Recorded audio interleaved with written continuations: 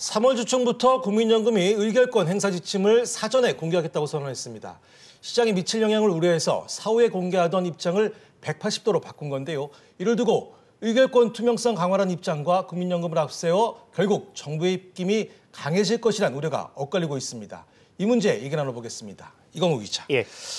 국민연금이 주총 전에 의결권 행사 지침을 사전 공개하겠다고 한 배경 뭘까요? 네, 아무래도 다른 주주들에게 일종의 신호를 보낼 수 있게 됩니다. 네. 그러니까 국민연금의 결정을 마냥 무시할 수 없는 기관 투자자라든지 혹은 개인 투자자라도 이 국민연금의 결정을 보고 자신이 주식을 갖고 있는 기업에 투표를 어떻게 행사할지 결정할 수 있게 된다는 겁니다. 또 해당 기업에게도 일종의 압박으로 작용을 해서 굳이 주총에서 표를 모으지 않더라도 해당 기업 스스로 변화를 이끌어낼 수 있다는 순기능도 있습니다. 알겠습니다. 의결권 행사 지침 사전 공개를 둘러싼 찬반 논란도 뜨거운데요. 자, 이광호 기자. 예.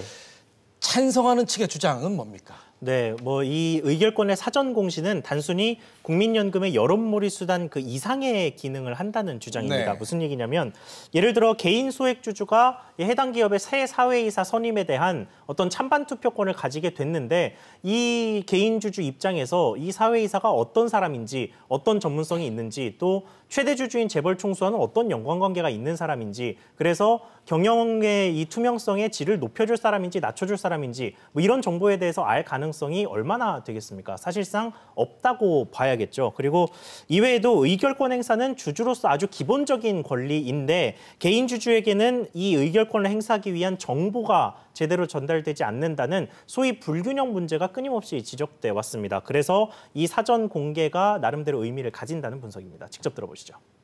실효성을 확보하기 위한 방법으로서 의결권 행사 지침을 사전에 공개하는 부분들은 국민연금 방향성을 말해주기도 하지만은 이 부분에 경영진 안건에 어떤 부분이 문제가 있는 것인지에 대한 사회적 공감대, 또 주주 공감대 이 부분을 이룰 수가 있는 거거든요.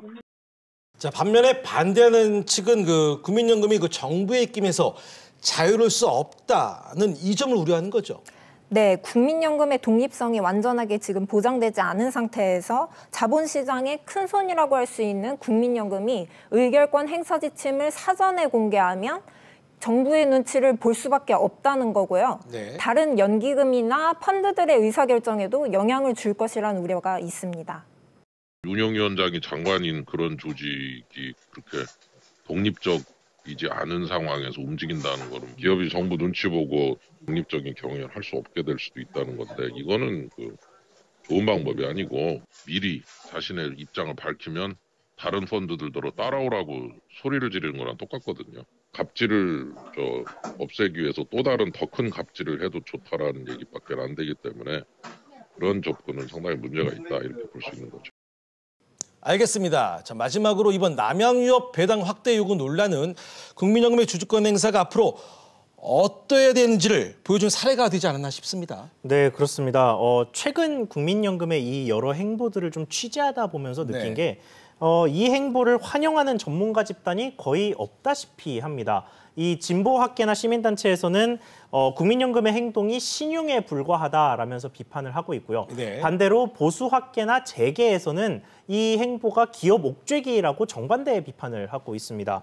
그러니까 양측의 비판을 동시에 받고 있는 게 어찌 보면 적정선을 잘 타고 있다라고 평가할 수도 있겠습니다만 이렇게 적정선을 타기만 하다가 이도저도 아닌 결론, 그러니까 맹탕으로 끝나버리는 경우도 이제까지 많았습니다. 그러니까 결론적으로 국민연금이 지금의 수위를 어느 쪽으로든 벗어나게 되면 양측의 더 거센 반발에 직면할 수 있게 되는 셈이니까 지금의 수위를 유지하면서 어떻게 원하는 결과를 합리적인 절차를 통해서 도출해낼 수 있을지가 중요해진 시점이 됐습니다. 네. 지금 주주권이 행사된 한진칼과 남양유업은 모두 일제히 다음 달 23일 주주총회를 개최하는데 이때 국민연금의 행보가 다시금 평가 대상에 오를 것으로 전망됩니다. 국민연금의 주주권 행사는 기관 투자자로서 당연한 권리이자 의무입니다. 국민연금의 주주권 강화 행보는 기업들에게는 우려스럽지만 소액 주주들에게는 기대를 줬다는 점에서 의미가 있습니다. 물론 남양유업의 경우 국민연금이 망신을 샀다는 비아냥도 있습니다.